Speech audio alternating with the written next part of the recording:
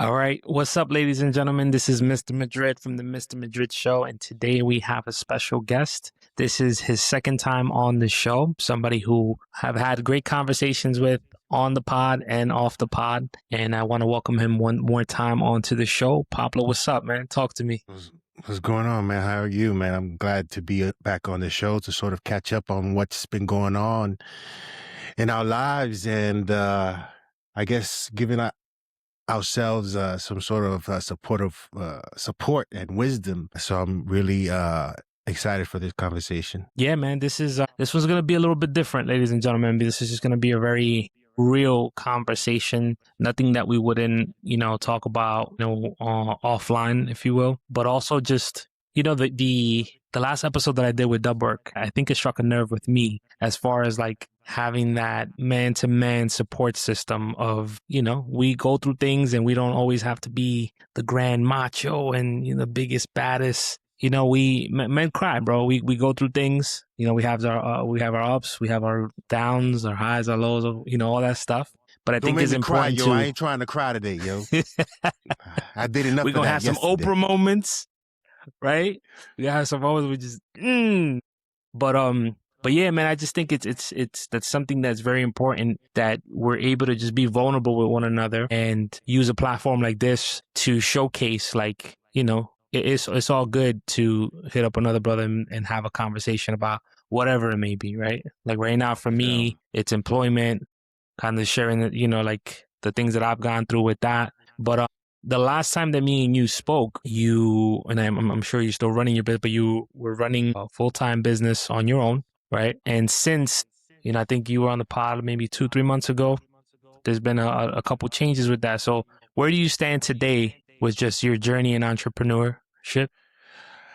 It's tough. Yeah, it's tough, man, because being entrepreneurs can often be a lonely journey sometimes, right? One of the things that Ralph, and shout outs to him, he speaks of fellowship and having those conversations with other individuals who may or may not be going through the same thing or who have gone through the same things, and just giving each other support and things to think about in whatever journey that you're on. I've sort of recognized, and I recognized this a long time ago, but I took this journey to do this, to go on this entrepreneur path just to see what it was like, because I feel very strongly about what I do. And what I do is, I like to create content, and not just simply create content just for the sake of creating content, but for the purposes of using content to sort of inspire, inform, and content for a purpose, and not just for the sake of creating content, like I said. So it's been a tough journey, but still, I'm looking for work at a corporation because I've always enjoyed being a part of a team, and ever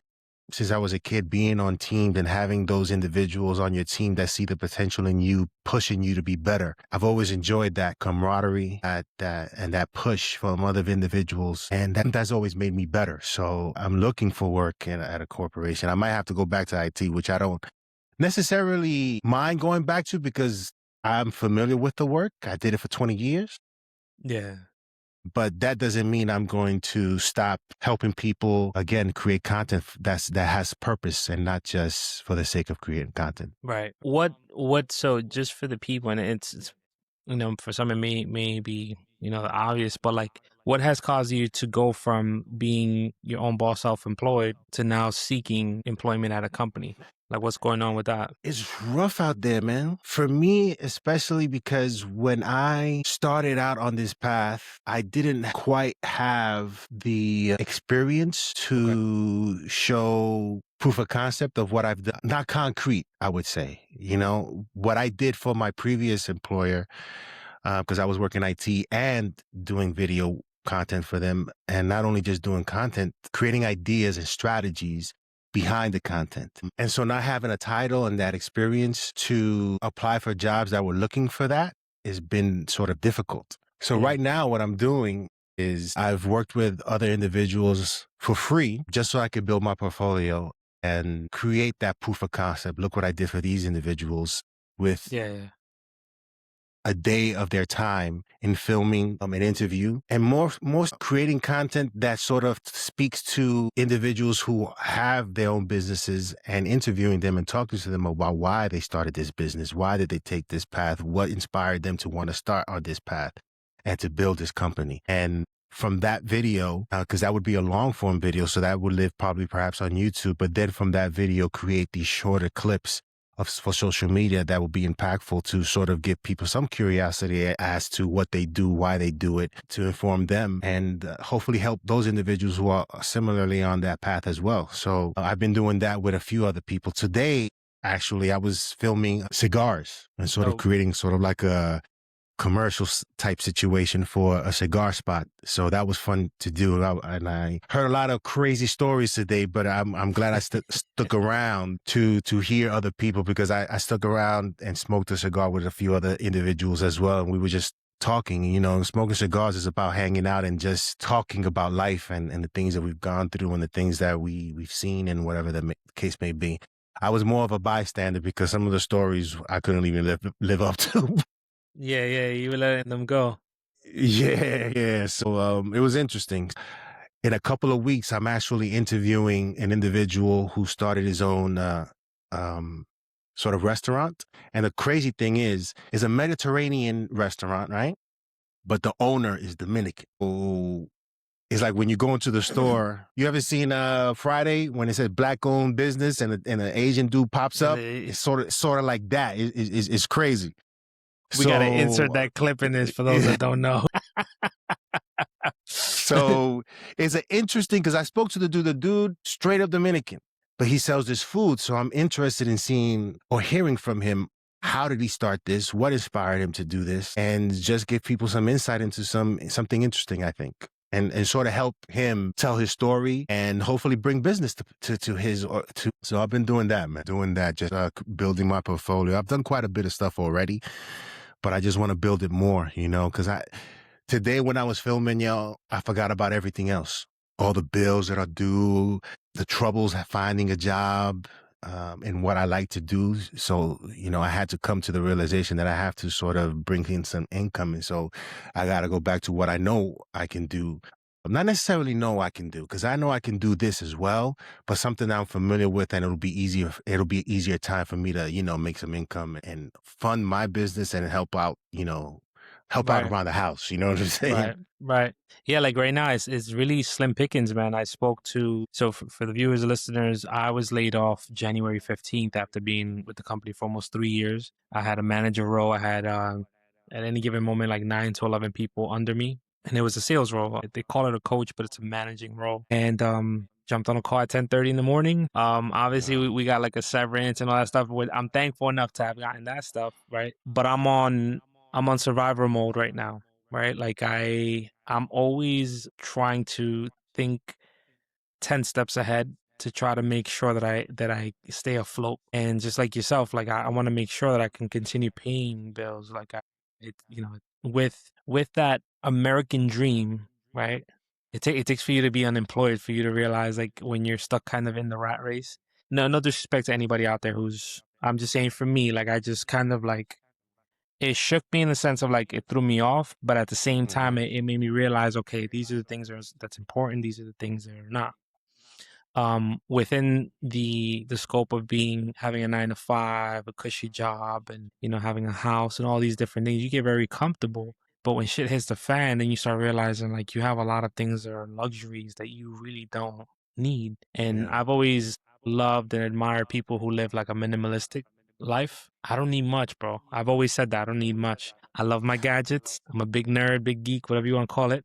I love my gadgets. Right, Pablo is a bad influence without even knowing, because his lighting game caused like a $300 or $400 purchase, $300 or $400 purchase because of Pablo. But he didn't even say nothing. He just showed up. But that's the. I feel like we're kind of switching roles in the sense. Whereas like you're trying to go back into the workforce, right?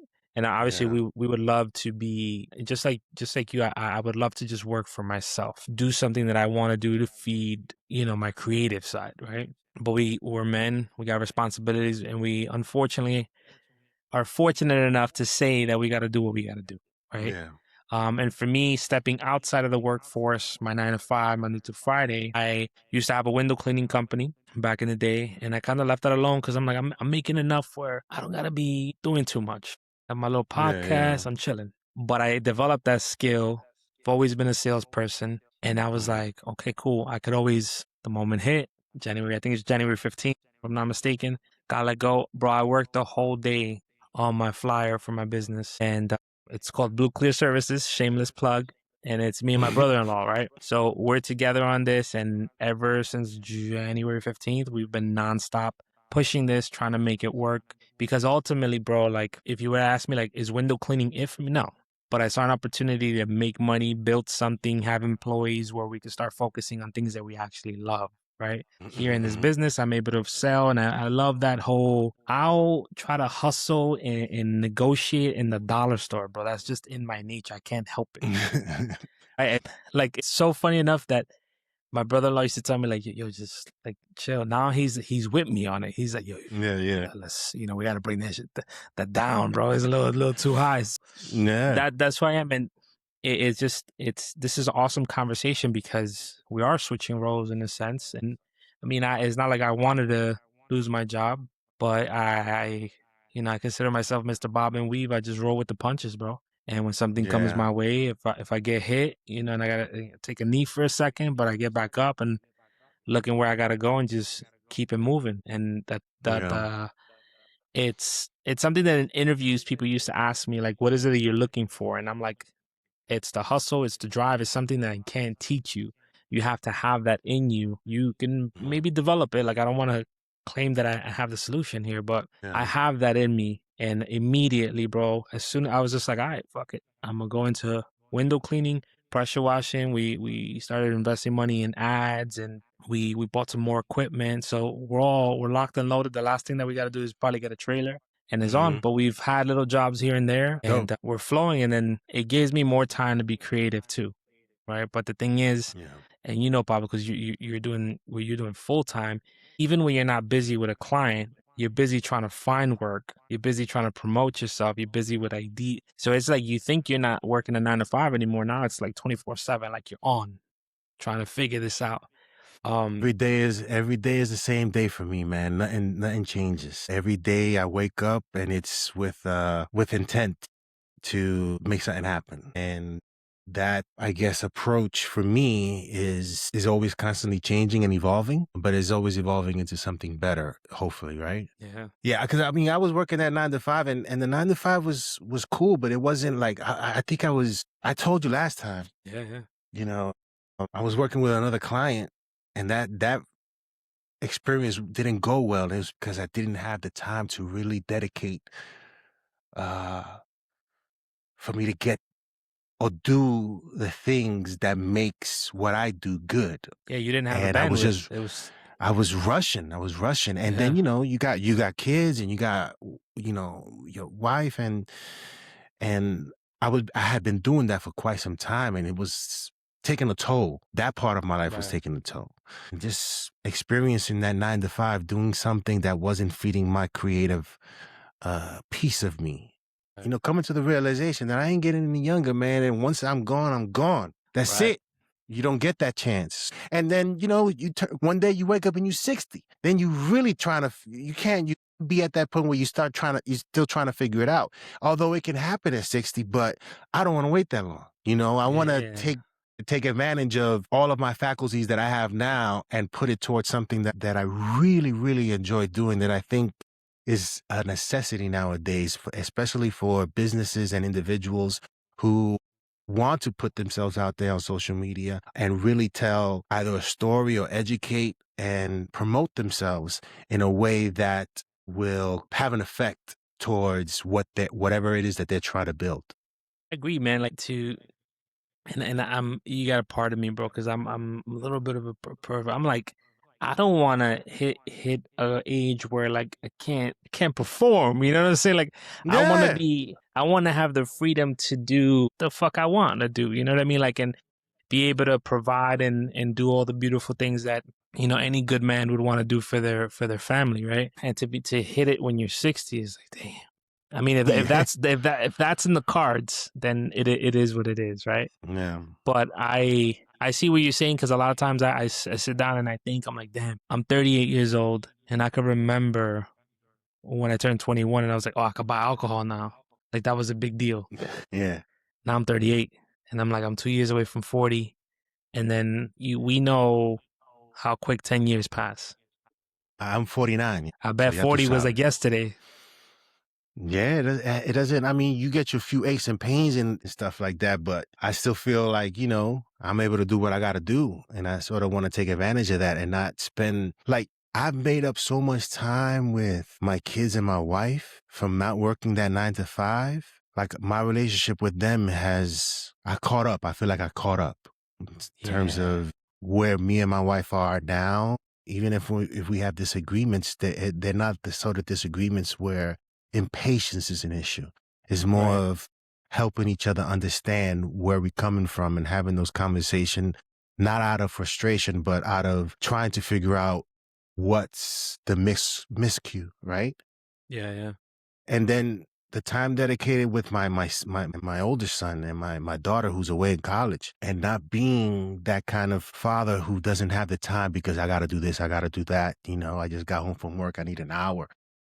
Yeah, yeah, yeah. You told me like something when That you does, get home, just need to like unplug. Give me some time. yeah, man. But now it's not like Yeah, that. I agree with you because so it's been 3 weeks, and I say this, and it may sound corny, but I think you have to have kids to know what I'm saying. Like, yo, waking up in the morning and dropping them off to school and picking them up I didn't have that. Like my mom used to pick me up, but I'm talking about my dad. Like that to me is one of the biggest joys. Is like dropping them off. Like I'm a little bit strict on my kids in the morning. Like I'm not. I need you downstairs at 8:45. What's going Mm-hmm. like giving structure. And then when I pick them up, once in a blue we go get ice cream or we go dollar store to get some candy. Like it's just, and I hear their day.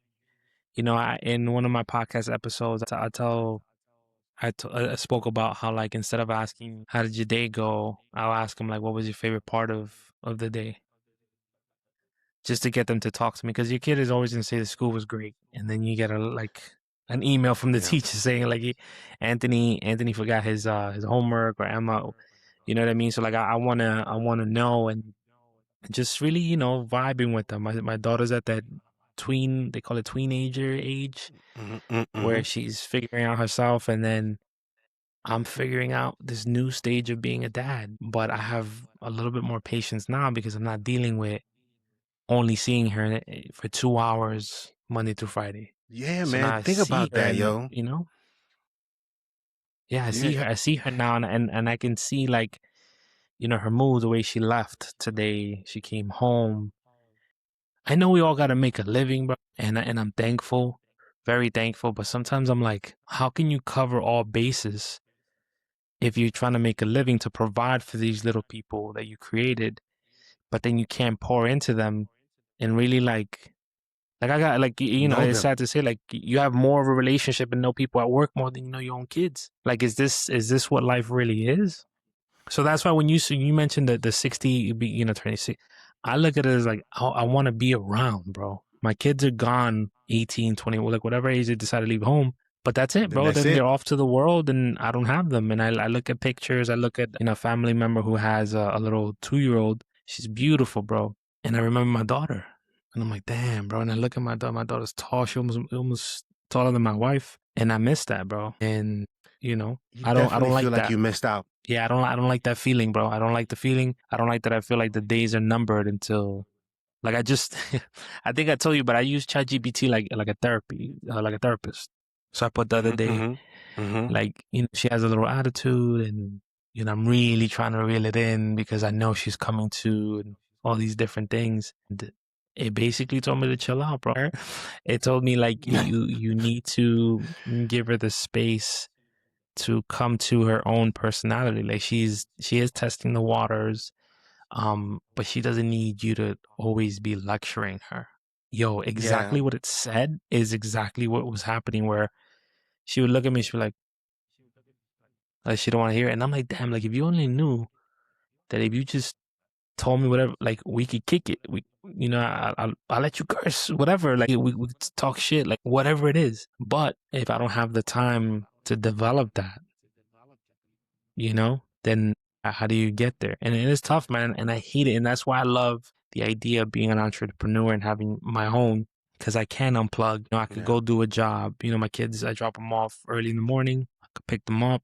with this window cleaning, pressure washing business, it only takes like, you may work 5 hours, and that's a lot, right? In this type Yeah. of industry. So I could Yeah. be around, right? I could schedule myself, and I don't know, it's going to be very hard. And I know you're in that world now, to go back to something, not because we want to, but because we have to. But we just, Yeah. Pablo, we just got to keep that goal in mind of like, I'm only coming back because I need you for a minute. Like, once I figure my Yeah. shit out over here, I'm right back to my own, right, where I can set Yeah. and be around. So, but yeah, man, Yeah, man. it's a tough world for sure, bro. We're just trying to figure it out. We're trying to be, I don't know if you had your dad, but like, I want to be everything that I wish I had. My dad, he was a janitor, and he would wake up at 5 o'clock in the morning, come back at 4:30, 5 o'clock, dead tired, fall asleep on the couch, watch baseball. But there was no real interaction. We would be in our room watching TV. He would only call us if we were making too much noise, or if he needed something from us, or whatever the case may be. It was never like, let me see your homework. Did you do your homework? It was, he was just there. But it wasn't the Bill Cosby sort of situation. That's who I grew up with, as looking as like a father figure, sort of crazy, right? Yeah.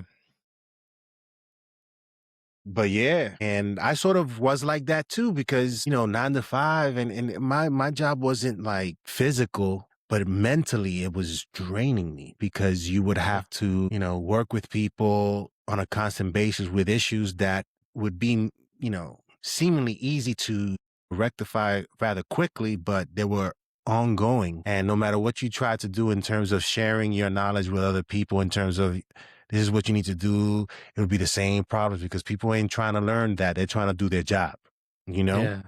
So for doing that for 20 years, it takes a toll. And, perhaps this was just my break and sort of, I was a massage therapist at one point. I went to school for massage therapy. So I was a massage therapist for like 3 years, just because I wanted to do something different, because, desktop support is not necessarily easy job, but is a job that anyone who has some technological savvy can do, if you understand it, and you could be able to help anybody. Everybody has an IT guy at their crib. You know what I'm saying? And I'm that guy, and so I transferred those sort of skills over to work.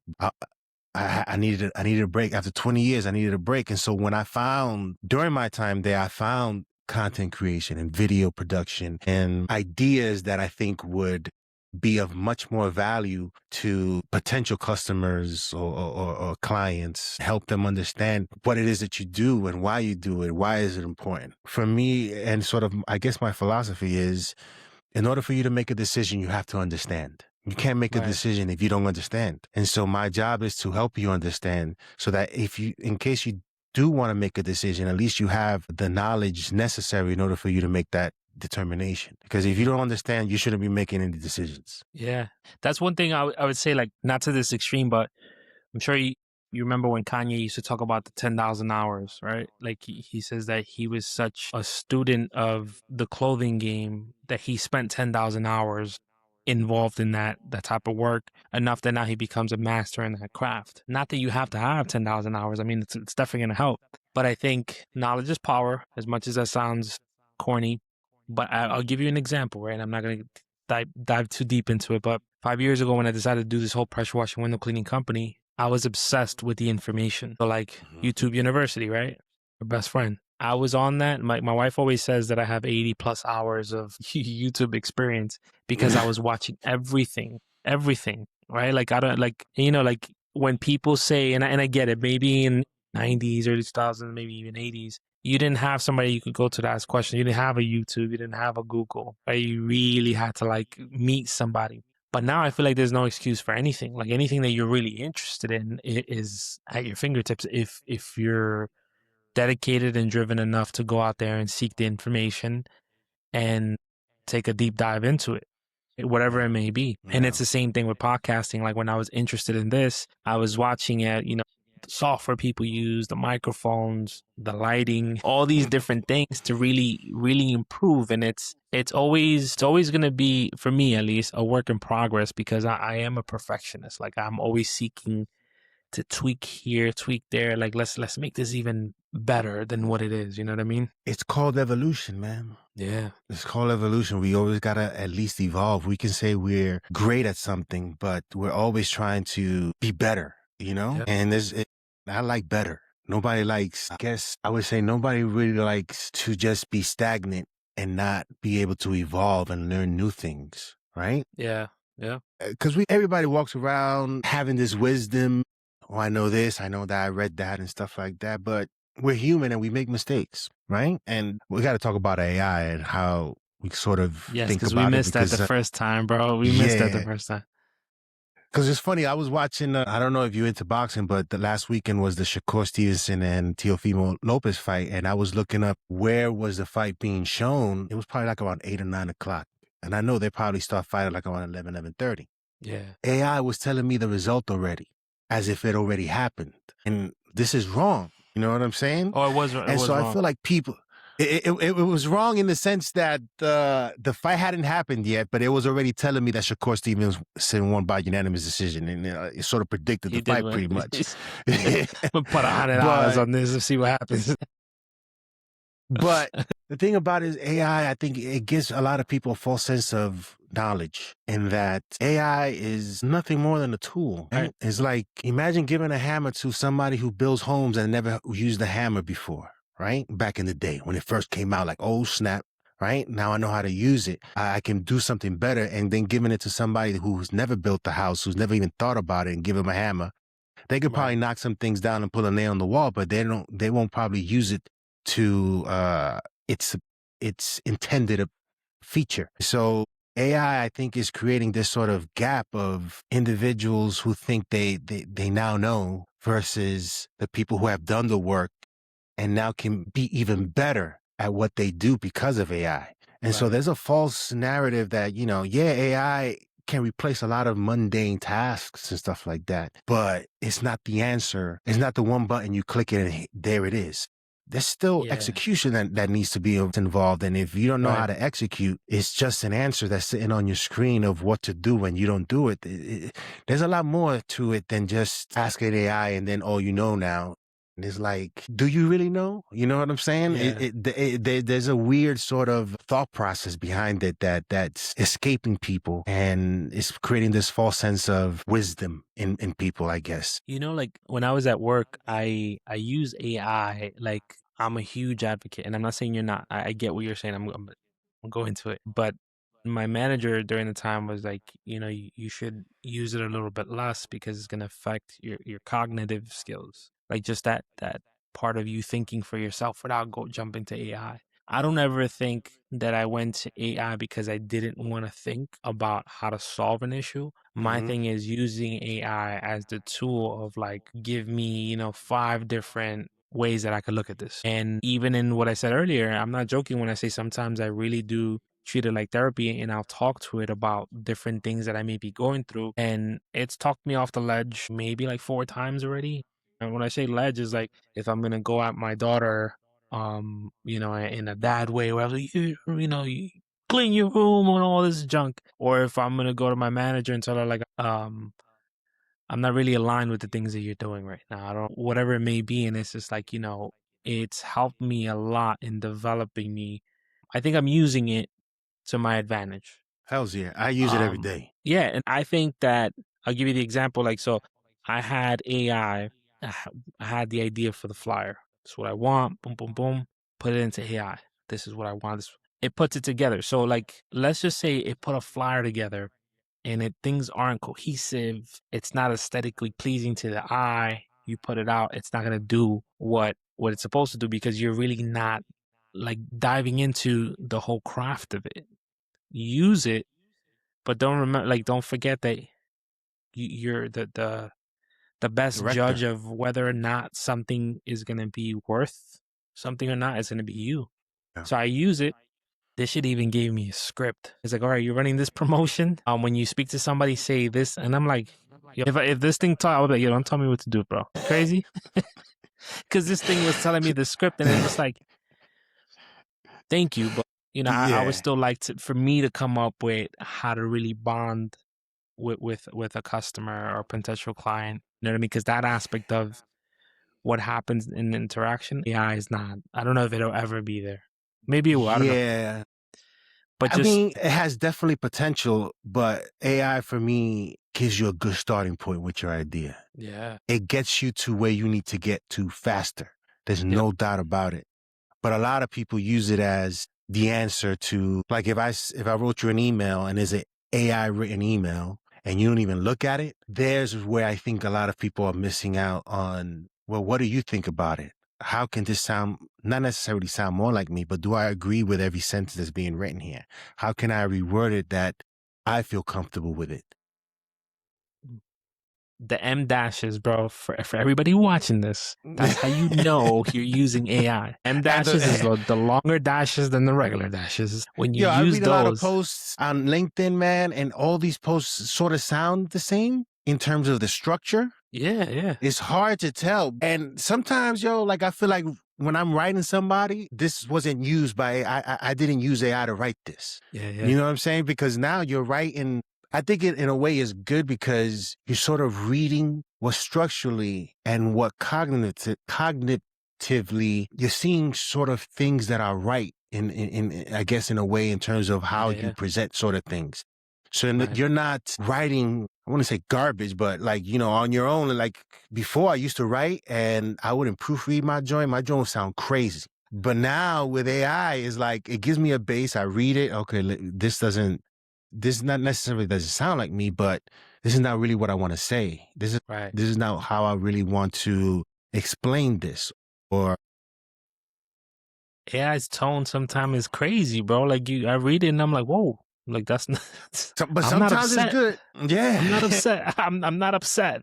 You know, like, can we add a little encouragement to this mother? Yeah. It's just AI is a good starting point for anyone to start doing something and learning something, whatever it is, but it's not your answer to whatever problems you may have. Because again, execution is on you. Yeah, 100%. 100. And I think, you know, for me, like in my, the way I think in my head is like, that was to, like, if somebody were to explain it to me like that, where it's like, oh, you created a flyer, was telling you how to go about talking to the clients. It's like, no, that you can't go that far. Now, Yeah. the one thing I'll say is like, I'm a little bored with people saying like, oh, I'm scared of AI. Yo, AI is here. It's not That's going it. anywhere. It's going to take a lot of people's jobs. How are you going to stay up on Already has game? taken it. Yes. So like, it's like, how are you not going to embrace this? It's like at one point or another, people were scared to get on airplanes. People were scared to get on cars. Like there's so many People other things scared to that get like, on the internet. and this thing is something that is, I genuinely love it. Like, hopefully I'm not spitting up in the air, and I don't see how I would be, because it's here.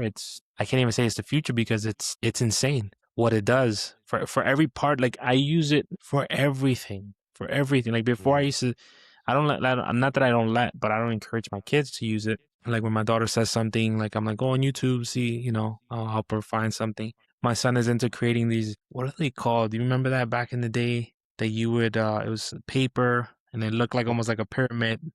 Origamis or something like that. Or, well, this is the one that you count, you like 1, 2, like it opens different. I don't know, bro. Yeah. I remember that. He has like 100 of them all over the house. I've never known how to do them. He's creating airplanes that I've never seen before, like, you know, paper airplanes. And I love it. Like he's getting creative. He's learning. So they're not at that stage of using AI, but that's what I do.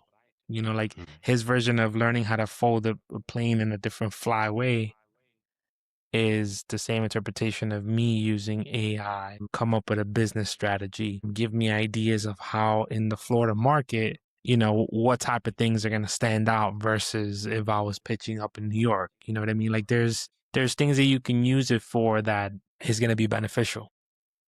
It's like, imagine you didn't have AI now. Getting started would be a tough thing to do. You know what I'm saying? Pablo, I was getting frustrated earlier. I was working on I developed flyers on the fly. Dun, dun. But like that was a corny one. But I just like I sat here and my brother-in-law was over and we spent like maybe 2 or 3 hours together, like just coming up with different things. And I was getting frustrated, bro. I'm like, yo, I'm tired of this. He was like, yo, you know that's AI, right? Like imagine if we didn't have this tool, it would be here 8 hours, right? Trying to come up with the perfect strategy for a flyer. Yeah, man. And it's It's crazy, man. But I appreciate even my glasses. I don't know if I told you. So I think, did I tell you? I have the Metas, the Ray-Ban Metas. When I went out to New York, when I met you for the first time, I had to pack light. I wasn't even so like it wasn't even the budget for me to fly to New York. So that was already a conversation with the wife. Like, oh, I'm gonna spend $100 on a flight. She's like, you better just take that personal item. I'm not gonna get into the dip. I'm like, I'm gonna make it work. I threw on the glasses the night before, and I say, hey Meta, turn on live AI. So now you don't have to keep saying hey Meta. And I was like, this is my book bag, right? It's a 20-liter, whatever it was, 20-liter book bag.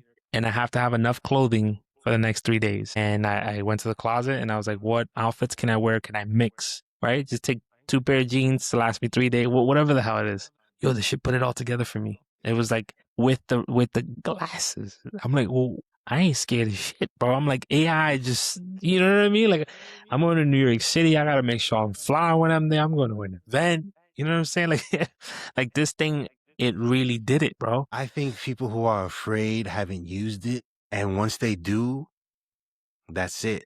You can't go back. You can't go back. Yeah. I put my wife onto it. And I tell everybody because I see people like type. I'm like, I talk to this.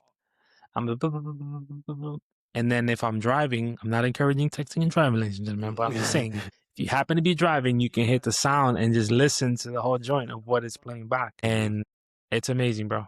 If you're not, for anybody listening and viewing this, if you're not using AI, I think you're doing yourself a disservice. Absolutely. Now don't let it become part of like where you're making, like allowing it to make decisions on your behalf. But give you guys another idea.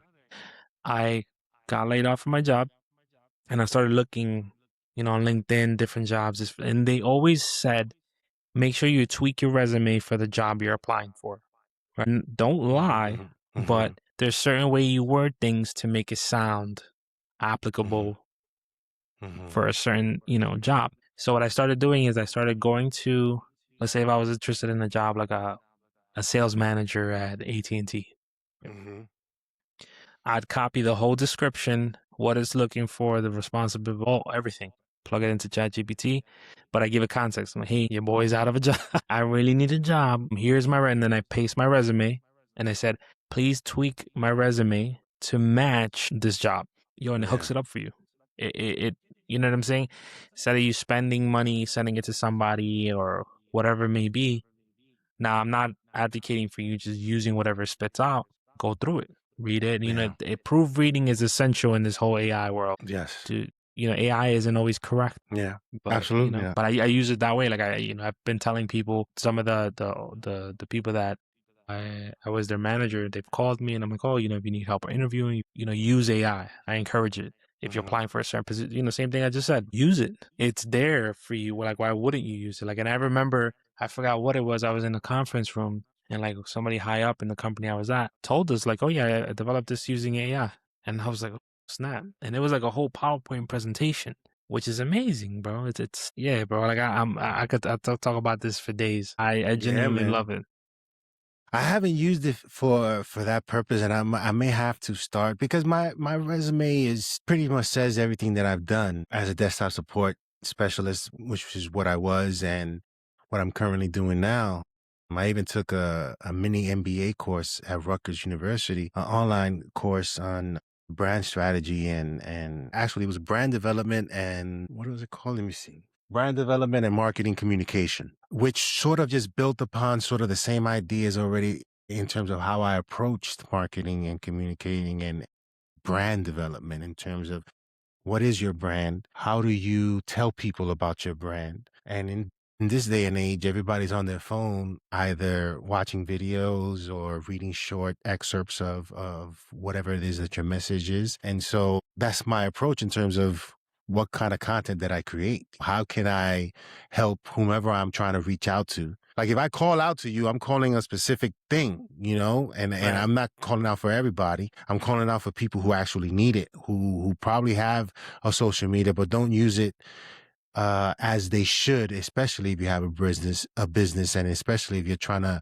promote who you are or as a brand. There's a lot of strategies out there that may or may not work for different people. And so figuring that stuff out is what's fun, especially creatively, is also not necessarily a challenge, but something that requires creativity. And that's what I really enjoy doing. Yeah, man. I can't help but think like I always try to make everything deep for some reason. Sometimes when I do videos on store on like Instagram, I'm like trying to say something deep, but it's really not coming up. But the way I look at certain things is almost like a wave, bro. If you're a surfer and you hit the wrong wave when you're trying to go out deeper into it, it may just spit you right back out. So it's also about like taking the time to prepare yourself, like getting your branding right. Like what is it that you're trying to convey to the world? And if not, and like I'll use myself as an example. If not, and you're figuring it out as you go, being okay with, hey, you're trying to get on the surfboard and go out to the deep waters, the water may push you back to shore. But as long as you're okay with learning the technique and learning the craft, like that's where you have to see what type of individual you are. Because for me, it's like I'm a little bit, I guess, I'm not a rebel, but like I'm a little hard headed. Whereas like I sometimes need to learn the hard way how to do things, right? I'm somebody who doesn't read the instruction manual when you're building.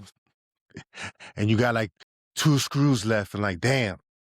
Yeah, bro. Like, say if they were like, if we're going somewhere and the GPS is saying, "Bro, keep going straight," I'm like, I don't know. Like, I kind of want to take this left and see where we end up. And that's how it was for me in Jersey. In Jersey, I uncovered so many different like little shortcuts because I'm like, all right, if I turn on Teaneck, think the bridge is like, you start looking like, all right, let me see. Cause that traffic at 7, 8 in the morning on a Monday is horrendous, bro. It's Like crazy. you have to be a different type of person to be able to handle that. And so just things like that. I don't know. Just it stuck out to me because I'm like, yeah, it's the same concept where it's like you want to have that knowledge of having your ducks in a row, and if you don't, thinking about the repercussions of if you don't have it together, are you okay with continuing to go and like starting again? Yeah. Let And me I'm ask you always this. interested. Yeah. What are your thoughts on like AI driven content where there's AI people and avatars speaking on behalf of whatever brand or company or person, and not the actual person talking to you? How do you receive that? How do you feel when you're seeing something like that? Because, there are commercials or videos that you see of AI talking to you. It's like, do you feel anything? I lose connection. To me, authenticity is everything. And so when I see AI talking to me or trying to invoke, I sort of, I guess, inspire or invoke some sort of emotion from me, and I know it's AI, it's so. Yeah, you tune out. Yeah, it's like I heard somebody today listening to a motivational video and the voice was Denzel, but it wasn't Denzel. So I tune out because it's not authentic. Like authenticity is that's where I think I draw the line when it comes to AI, where it's like it's not authentic and I haven't been programmed to be used to that yet, right? Like I think eventually, because I heard Gary Vee talk about that, where he's like, he always makes these like predictions of where we're headed and what it's going to be like in the future. He says that eventually everybody will have an avatar, an AI version of themselves, and there will be celebrity avatars in the future that you own, and it's like work for hire. Oh, is it work for hire? Like you can put them out. You basically pimp out your avatar. See, I always talk in ghetto terms in my brain, bro. I'm like, here we go. This is what I'm trying to say. You can pimp out your avatar, and I don't know, bro. Maybe that's the part where it can get a little scary because it's like having a conversation with family, and they were like, "Oh, I called this customer service line, and it's no longer somebody from Thailand or the Philippines. It's AI, and it sounds like an actual person, but it's not." It's tough to get used to. Where do we draw the line? Like, in one sense, I guess I don't know what you would call that category of AI that I love, but when you're talking about really replacing the connection between a human being, it's almost like, eventually we're gonna have, I guess, robots serving us food, and we're not gonna have waitresses or waiters. Are they gonna ask us how our day is going, and then are we gonna ask them like, well, what the fuck is going on here? Like, just give me my stuff and keep it moving, bro. And I think with that, I mean, we're like that with AI right now, yo. When we're typing in, yo, can you just give me the answer, please? You know what I'm Yeah. saying? And it's like I sometimes I say please, and sometimes I'm like, yo, bro, did you not just hear what I just said? Like, yo, sometimes I'm writing, I say please, and I'm like, man, I don't have to say please. You know what I'm saying? Just get this done. I'm like, yo, I don't know, because AI interesting. is crazy. I'm like, all of a sudden my social shows up on social media. I'm like, all right, I'm sorry. Listen, so you 3 different times that you doubled up the same word and you messing up. I just want you to do better, baby. Come on. I'm trying to encourage you. I'm trying to be the plug of information for you. You know, I'm trying to reciprocate this. Word, man. But it's scary. It's getting to a point where, like, during Christmas when Coca-Cola had the commercial, I'm like, oh my God, this commercial is horrible. This AI commercial with the reindeers, and this is ridiculous. I'll be honest with you, I didn't see it. Let me see if I could pull it up. Coca-Cola AI commercial. Christmas commercial. But I guess you sort of have to think about it as like animation, right? Like, animation is not real people, but yet it invokes emotion, and you have real actors voicing it, right? And it's a very interesting sort of thing, because I can see animation not being voiced by real humans, right? That's the other thing. Are we still going to be doing voiceovers? Because you can clearly hear, like when I heard Denzel, right? I knew it wasn't Denzel. You ever seen the movie that they did for like Jimmy Hoffa with Robert De Niro, The Irishman?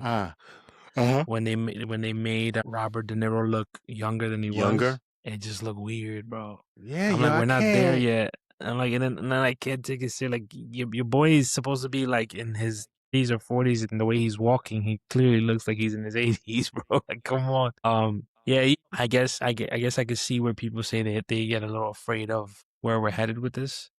Yeah, because it's like, but damn, I think it's where, not necessarily, I mean, yeah, where we're heading, but where people are taking it. Yeah. Right? Is the decisions behind people who want to sort of experiment and see how far they can go with it. And I think, for me anyway, because initially the AI avatar was pretty cool and stuff like that, but after a while, it's like, I don't want to hear from your avatar.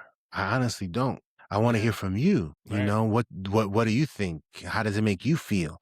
Because AI doesn't feel anything. Yeah, and like that's what I'm thinking too, because in the content creation world, as far as like blogging, like I've been trying to vlog, right? Trying to get my feet wet with that. There's kind of like a template that people use, right? Where let's say you're on your way to the car, something simple. Yeah. You're showing yourself leaving the house, and now the camera's outside of the it shows when you open the door.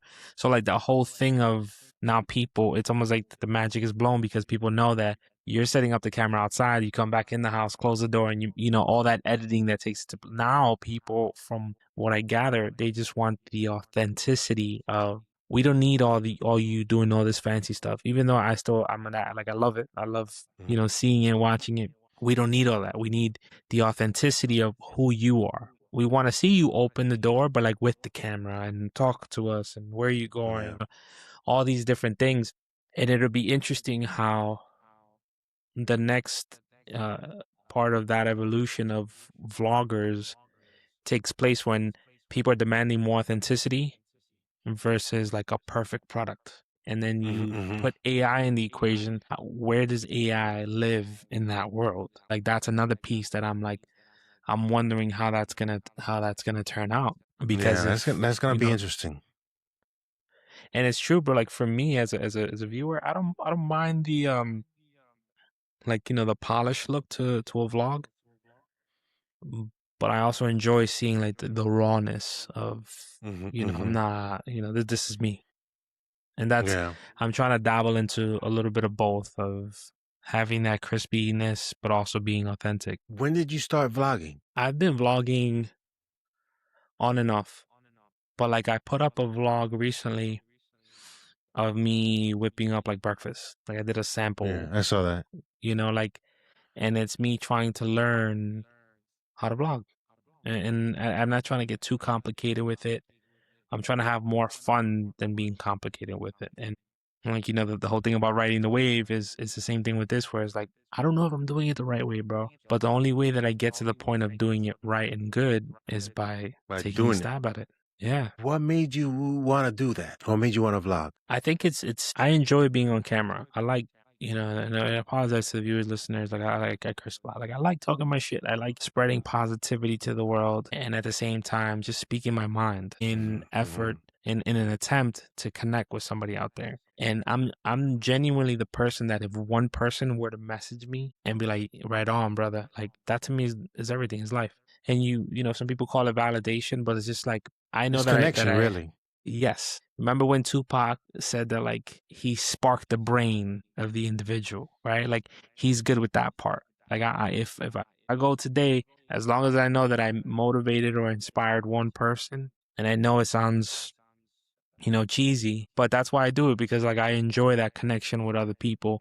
Like when I talk about my kids, yeah, when I bring my wife on camera and they're like, "Oh, your wife is funny," like, all these different things. I enjoy that, and I want to showcase that to the world. And this, I would say, the second reason is because as much insecurities as I have, and this is a vulnerable part of this conversation, I do think that I'm awesome, and I don't mean that in an arrogant way or conceited way.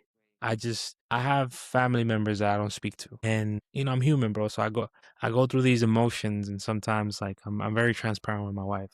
And I'm like, if only they knew how awesome I was. And what I mean by that is like when I say awesome is like everything that I would want in a family member, like, invite me over, let's hang out, let's just talk, let's just shoot the shit. Come over during lunch. We just have a quick little conversation. Like, you need my help with something. That real camaraderie and like that connection. I'm not talking about things that I have, things that I don't have, things that you have. Like I don't really care about that, bro. Like I don't. And I feel like I love celebrating others.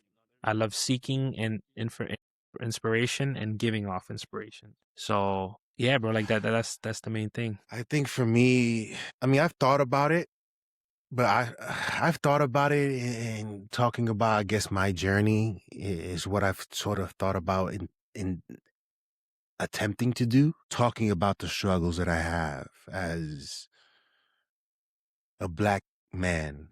And I'm Dominican, but most people look at me and think Yeah, that I'm African American. But I'm pretty sure I come from Africa, no yeah. doubt about that. But from my Dominican heritage and stuff, but people look at me and already have these, I guess, preconditioned thoughts about who I am, and like even my wife tells me, you can be intimidating, and it's like I don't think I'm like that, right? I think I'm a human being who has thoughts about certain things and a certain way about thinking about it. And, I've always grown up with these sort of insecurities. The reason why I do my show, The Nerd Gen Report, is because I love talking about that stuff. The superhero Yeah, it's dope. genre, film, TV, and stuff like that. I've been doing it for a minute, and I just love talking about that. I love talking Yeah. about how this is whack and how this is dope, how what these guys are doing. Whatever I enjoy, but when it comes to about talking about myself, it's I guess growing up, I've always had this fear of rejection. Mm-hmm. Even now, like when you're applying for jobs and you get rejected and stuff like that, and it brings me to this at the Golden Globes with this girl. She won this award. She said rejection is redirection, but you can Who is often get this? rejected. So she won an award for K-pop Demon Hunters. I think that thing that Okay. went viral on Yeah. Netflix. I think she won for songs or a singer or stuff like that. And she was talking about rejection and how rejection is redirection. And for me, it's like you get redirected so many times, you often don't know where to go, right? Yeah. And I think you and I spoke about it via DM and stuff, and where we were sort of, I guess, struggling. Sometimes the only way is forward, right? The Right. only choice is to move forward. And it's difficult, because even now, you get idiots on social media saying dumb stuff. I don't know if you've had to deal with it, but it's just like when you're putting out good energy and people want to sort of bring that energy down into a negative space, it's Yeah. frustrating, because what you're trying to spread is sort of good vibes and a story, whatever it may be, and find that connection with others. But then there's the cynicism in me in terms of how I look at the human species. It rises, right? And there's this opposition or this struggle from cynicism and optimism that struggle against each other. Because I yearn for that connection. I have, thankfully, with my version of Claire Huxtable, my wife, that I'm thankful that I have someone like her, and and even my kids who don't expect much from me, but just to be there. They enjoy having me around. And when you try to sort of reach out outside of them because you're trying to, I guess, connect with others and have that community, that looking for that community. And sometimes it's difficult to sort of put yourself out there in fear of that rejection. So it's a tough path for me to want to take and vlog and talk about the things that I like. It's a tough thing. I think it's a level of like and again I apologies for cursing, but like it's a level of like I don't give a fuck that you have to have, and you have to dig for that and look for it. Everybody has it, and doing something because it fulfills you. Like I don't. Yeah. I'll be honest with you, when I do these podcasts, I don't really dwell on how many people listened. I'll promote it, I'll put out my little clips, but I don't get too stuck on how many. Like if I did, I would probably stop doing it because like I Yeah. have videos that have 11 views, 12. I really and I don't, I care. Yeah, of course, like of course I care because I would want it to say a million, but it's not. So I don't dwell on that, and I just keep keep moving forward because I know the individual that I am and how discouraged I can become if I let myself, you know what I mean, like soak in that. So I'm Yeah. like I don't care to that degree where I'm gonna stop doing. I haven't experienced anybody saying anything mean just yet, and I'm pretty sure the more I grow, that'll come. So I can't tell Mhm. you how I would feel about that. I probably wouldn't want to read it. I probably wouldn't want to know about it. Like if I always think like if I be blocking people, yo. yeah, I Yeah, I just be blocking them like I don't got time for this. I don't got the time to waste words on you, you know? yeah, and that's what I'm saying too. Like I think about it sometimes too. Like if I get to the point where I'm interviewed and like, oh, this person said this about you, I'm like, it's the same thing I do now when I hear something about a family member I don't speak to. I don't want to know. I don't want to know. Like and if the people around you love you and whatever it is, they keep that shit away from you. I Yeah. don't want to know. I do not. And I guess that's the way that I cope with certain things. Like if I get, angry or something, I just get very quiet. In my younger Mhm, mhm. days, I used to let it out. Now it's just like, I don't know, bro, to go through that moment of being so frustrated. Like I'll reserve that for when it's needed, right? Because I feel Mhm. like, I can be a very aggressive person, but why? Why should I waste that? I'd rather, have a beautiful conversation like this one that I enjoy. Again, I always say this in podcasts, like we would be having this conversation if we were right next to each other. We would be talking, asking each other questions. Like this is something that you can walk away with saying like, who knows, maybe I say something and you're like, you know what, fuck it, let me see if I could put a 5-minute mini vlog together of my office and show people, because Mhm, mhm. that's it too. Like one day I'll do a vlog of my office and what inspired everything. And when I talk about this light over here, I'm gonna say this Yeah. is Pablo's fault because Pablo was on my podcast one day and his lighting was right. And I just like, it made me feel insecure. And I was like, all right, I'm a work. So, but that's the thing, bro. You can go through something where you feel insecure and either soak in that and let that dim and turn your lights off, no pun intended, or you can make it like where it's like, damn, Pablo's quality it looks doper than, but that inspired me. It did make me a little insecure, but I don't know what the right wording is, but like the way I took it is like I looked at your stuff, I'm like, all right, I like this, I like that. I'm like, all right, I'm gonna work to improve my stuff. Yo, don't hate on the next man because he worked to have something. Like level up, Yeah. evolve, peep game. You know what I'm saying? Like ask questions. That's the part that I think society has made it uncool to acknowledge and admire somebody from a distance and be like, "Yo, Pablo." And I think I told you, your lighting is amazing, bro. Like your sign for your podcast is dope.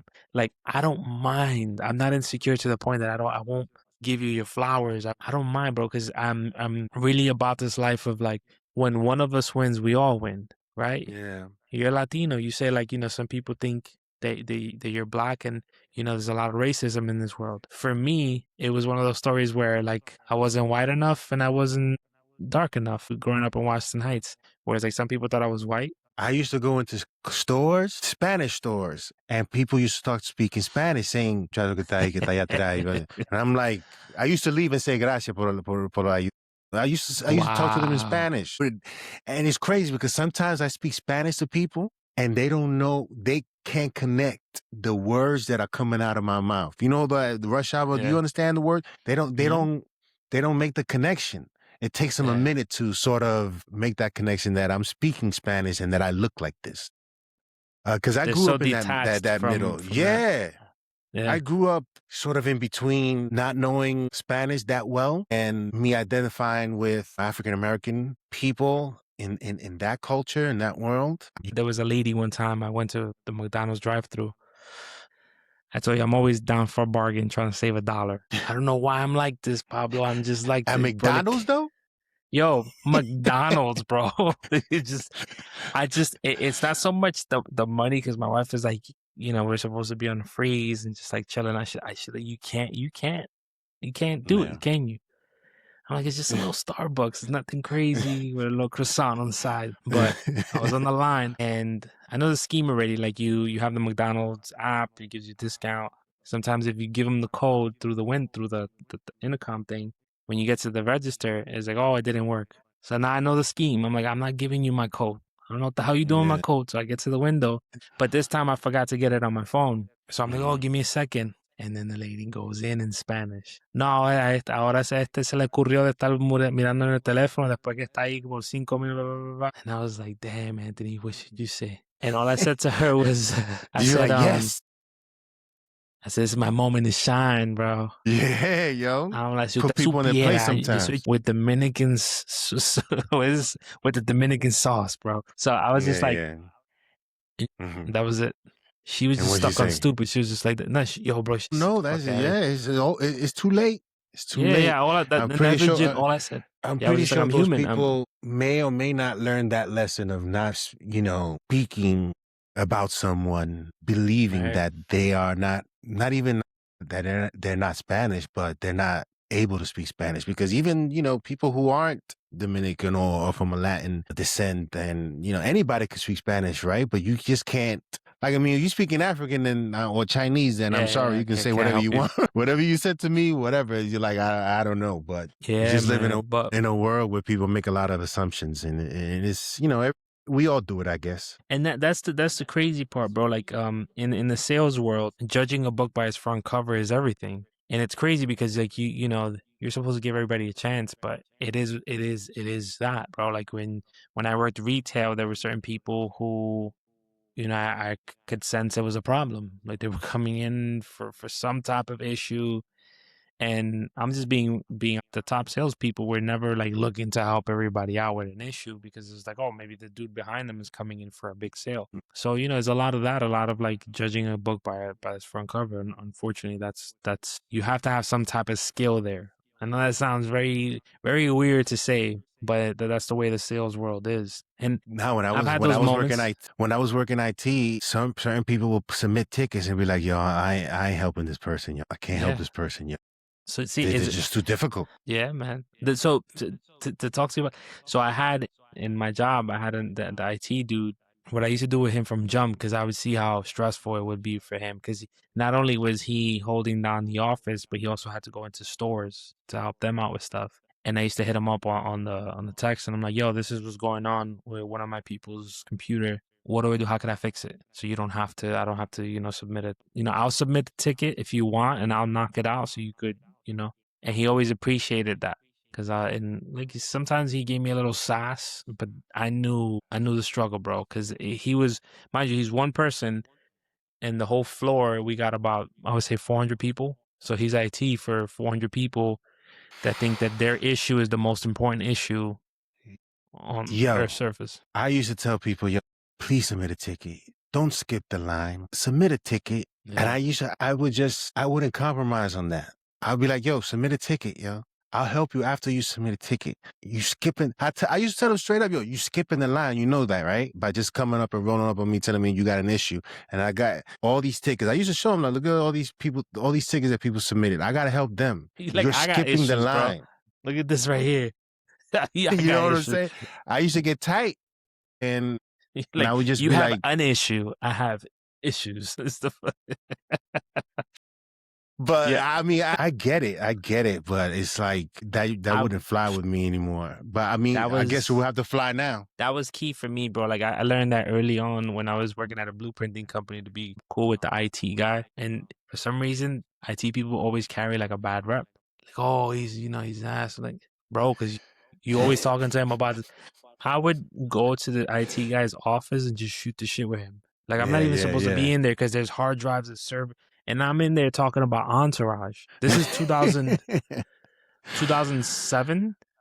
And he's Yeah. like, "You've never watched Entourage?" Like, he's like, "Where the fuck have you been?" And I'm like, That "Oh, used to he's be my my friend joint. now. He's my friend." And I'm like, "Yeah, no, I don't have." He's like, "Dude, you have to get a Microsoft Zune. You know what? When you get the Zune, I'll put the whole season on for you." Yo, and I went, bought myself a lot of people are not gonna know. I don't know if you remember Microsoft Zune. Oh yeah, yeah, yeah. When Microsoft tried to compete with Apple, yeah. Yeah, it was a little joint, and he put a whole season of Entourage in that. And a moral of the story, right, is I think you have to treat to the best of your ability, right? Because it's for sometimes people are just assholes. Treat everybody with compassion, right? Because you never know which way the world is gonna go, bro. And like, On that note, did you catch Stranger Things, by the way? hmm The last season? I have the sweater and I have the jacket. We could There's pause this this so one I could just wear episode. this jacket. There was an episode, and this was the episode I think where Will sort of came out, right? And he spoke about being different. Yeah. Mm.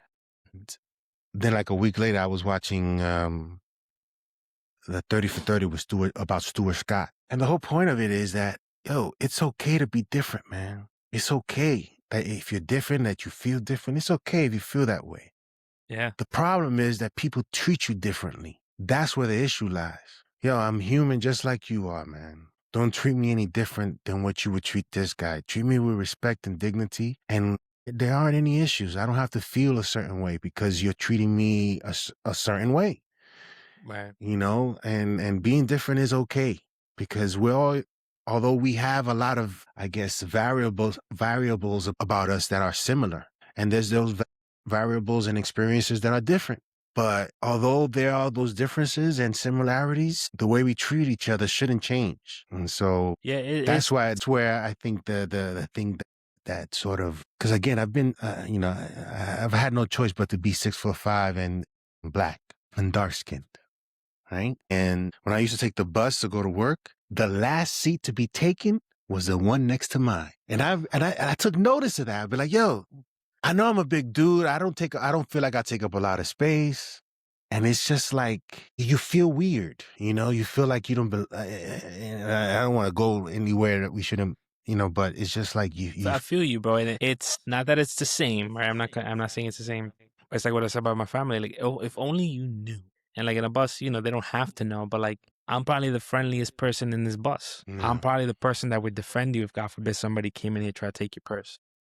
Yeah. And I get it. I get it because as a New Yorker, we have a sixth sense and things like that. Like we got to be careful and things like that. But I think that there's also a portion of like trusting your instinct and being okay. I don't, like if somebody were to ask me like, why are you so social, or why can I put you somewhere and you talk to anybody? Because I'm curious, bro. I'm curious. I want to tell my story. I want to hear your story. I want to bond. I want that. What was the word they used earlier? That connection, right? That's a difficult Connection. word. Like, what's that do? That 40-year-old version with the Indian cat? It was like, it's all about connections. Yeah, and that's what it is. Like I love connecting with people, and I hate talking about bullshit. I just put a video out Yeah. yesterday. I went on a whole rant, bro.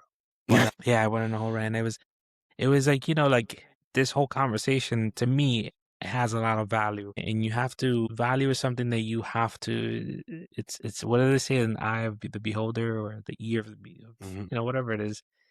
Like you have to Beauty's in want the to, eye of the beholder. yeah, you have to want to be open to that kind of, you know what I'm saying? Like it's almost like you having your phone on airplane mode and you don't know why you're not getting reception. You got to open up the airwaves, bro, for you to receive and be open to the idea. And that's one thing. And the other portion of that is just like people repeating their stories and their struggles. It's like, yo, bro, like we've all struggled. And I'm talking about in intimate relationships with brotherhood or cousin, friends, whatever it is. I know your story. I know what you've been through, Mm. but that can't be it for us. Like, how do we progress from here? How do we keep the needle moving forward? Your How do story is we different evolve? because, Yeah. yeah, your story is not only different, but it's just like it's important to say these things because it's like you're not alone. And then when somebody hears this, they'll recognize that they're not alone either. Right? Mm. It didn't make you somebody who can't have a conversation with another person that they just met in New York few months ago. You know, we've shared a lot in the short time that we've known each other, and it's all good, bro. And I think, you know, for everybody out there, don't have your mental on airplane mode, bro. Like, be Yeah. open to different conversations and different people. That's Yeah. it. But I'm not. And what does it say? I'm not everybody's flavor. Is that the saying? Word up, yo. Not everybody I'm likes not. chicken. And that's Yeah. crazy. You know Yeah. what I'm saying? Everybody likes their thing, you know? But again, just because they're different in that way doesn't mean we treat each other differently. Yeah. Just don't try to, you know, push anything down my throat. You know what I'm saying? Like, I respect who you are, what you do. We don't have to agree in everything. Your perspective is your perspective, mine is mine. It's okay. And that's what something that I've learned with like my family. I come from a family of people that when they don't see eye to eye, they'll stop speaking for years. It used to be months, weeks, months, years. But for me, it's like, bro, like I don't It's crazy, I yo. think that's what made me the person I am now. Where it's like me and you, Pablo. Let's say we're somewhere and you say something that's that I'm at odds with. Please just say, "Yo, Pablo, can I holler at you real quick? Like, hey, you know, you said this, and you know, like we know each other a short amount of time, but like, what did you mean by that, bro? Because I took it the wrong way, and from what I know, you're a stand up dude, Thank you. and I don't want to feel this way towards you because I think you're a dope person. Like we've shared a lot. Like, what did you mean by that? Yeah. That's it. Like, talk. Or like, people is the craziest thing for me, and I know we're veering off, but like people who proclaim to be tough, right? But they're not tough enough to just have a normal conversation. It always got to be something confrontational with it. It doesn't have to be. It's just sometimes it's just a misunderstanding. Sometimes it comes out the wrong way, and sometimes you have to be big enough to say that. Oh, I didn't mean that way. Maybe I said it Yeah, in this way. Maybe I chose poor words to describe what I was saying. Whatever it may be. Like again, no marriage is without their issues in terms of what they say to each other, right? There can be right, misunderstandings, and you have to be. And I've learned this quite a bit because, you know, I adore my wife and who she is and the kind of person she is. She makes me better. I make her better. We make each other better. right, And, yo, over me not cleaning the dishes, we're going to go crazy. You know what I'm saying? My bad. You know what I'm yeah, saying? It's those type of situations where, you know, we have to be willing to admit our faults. And even if perhaps it may not be a fault, perhaps it may be something that just didn't happen for whatever reason, but that missing piece that can solve that misunderstanding and moving forward, how things should progress is the sort of conversations that lead towards that progression. right. Yeah, And we man. have to sort of be willing to have it. But we need to have these once a month, yo, to see where we're at. I'm with it, bro. I'm with it. I think it's important. I would even say even going live with it, bro, because it's organic. It's real conversation. Not sugarcoating anything. It's just real. It's as real as it can get. And we're not gonna forget, of course. And Papa reminded me of this. You know, shout out to our wives, man, because they hold us down. And as men, you know, like what I said at the very beginning, we're meant to be this tough. You know, nothing can take us down. Like they pick us up, man. They pick us up when we're in our lowest points, and Yeah, you know they brush us off, give us more, you know, a couple words of encouragement, and send us off. And you know, yeah, I appreciate my wife, and you use a word that I use as well for my wife. Like I adore my wife, bro. Same way that you said you adore your wife. Like I adore her for her understanding and for also not judging. Right, like that judging point where now like I'm doubting myself. And I always yeah, tell her like your words are very powerful when it comes to what I have here in my like la meta que yo tengo, like the goal that I have, because the moment you doubt what I'm doing, it really throws a monkey wrench in everything. Like I just need you to advocate for me and let's have real conversations, but never put any doubt in my brain. Like right, like doubt in my ability. hmm And I'm thankful. I'm thankful for the partner that I have, bro. Like yeah. 100%. And it takes a hell of a woman to want to support a man who's pursuing content creation, who has a different idea every day for different things. And, I'm more, and I don't know about you, Pablo, but I feel like sometimes I'm busier now than when I had a 9 to 5, so Oh it yeah, happens. oh yeah. But at right now, at this point in my life, like even though I'm busy, always just doing something, I'll be like, I can take a time out and spend 2 hours to watch a movie with my wife. Take an hour and a half, 2 hours, even three, to take my son somewhere to hang out, to watch a movie or a show, introduce him to He-Man and Thundercats. I can do those things with him and not have to worry too much about the things that I gotta do because in school, my wife is at work. I'm Yeah. here trying to make it happen.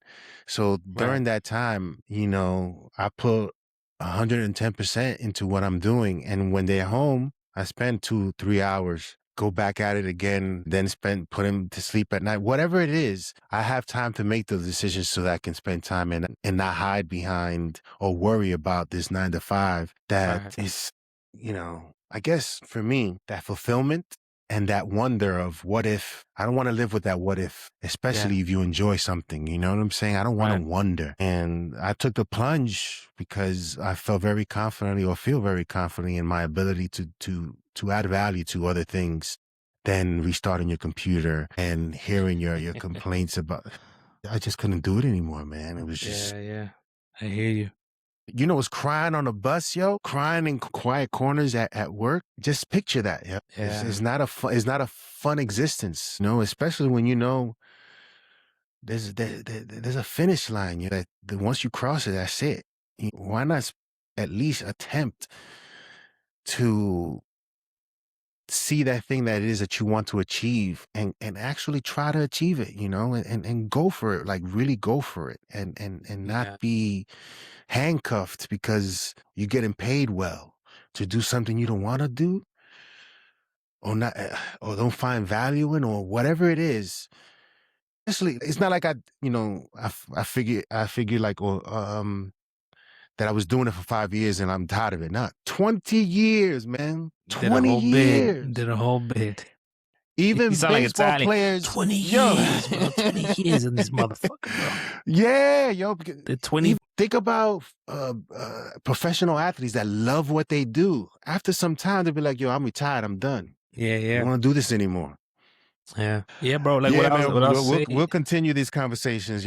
Yeah, I like in closing, what I will say is like, I don't know, and I'm not gonna hit you with but like I do pray a lot, man. And during this time, like I think my eyes have opened up way more and things that I wanted to do and I stopped doing and all these things. And I just continue asking for patience and guidance, bro. Cause I'm like, if there's a route that you want me to take, God, like I'm a little bit oblivious sometimes to what that path is. And like I am a really hard worker and I don't know when to stop. And this is a conversation I have with my brother-in-law where he's like, yo, you gotta chill. My wife tells me to chill too. And if it's not window cleaning, it's podcasting, content creation. Like it's always something. But it's because I want to love what I do. And I think the only way to get to a certain point is to be really like locked in and devote 110% to it. And And that's that. execute. Yes. Pablo, appreciate you, my brother. We did number Thank 2. you. We're gonna Yeah, have many man. more of these. I enjoy our conversations. They're as real as they can get. Wish you the best of luck, and we'll be in contact and all that stuff. I know you have projects that are coming up and stuff, and I look forward to being there as a support system. And Thank you. I appreciate it. I'm a call away, a text away, whatever it is, bro. And I'm gonna keep shedding light on just being vulnerable, bro, and making it okay to not be okay, and talking to another brother and just seeing what's up. Yeah, But thank you very much. I appreciate these conversations as well. yeah, man. But take care, man. I appreciate you. Likewise.